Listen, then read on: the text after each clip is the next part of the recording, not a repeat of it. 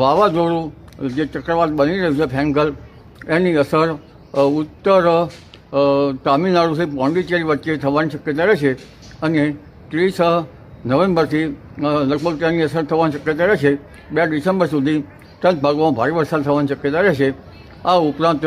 લગભગ આ દશામાં આંધ્રપ્રદેશ, દક્ષિણ ભારતના ભાગોમાં ભારે વરસાદ થવાની શક્યતા રહેશે અને લગભગ 4 થી 8 ડિસેમ્બર વચ્ચે ત્યાંની અસરો, જે વાવાઝોડા ફેંકલની અસરો બંગાળ ઉપસાગરમાં થતાં બંગાળ ઉપસાગરમાં ડીપ ડિપ્રેશન બનવાની શક્યતા રહેશે 4 થી 8 ડિસેમ્બર, પરંતુ ત્યાંનો માર્ગ ઓમાન તરફ જવાની શક્યતા રહેશે અને તેના લીધે બંગાળ ઉપસાગરના અસરના લીધે અને અરબ સાગરના ડીપ ડિપ્રેશનના લીધે દક્ષિણ મહારાષ્ટ્રના ભાગોમાં, મુંબઈના ભાગોમાં વરસાદ થવાની શક્યતા રહેશે.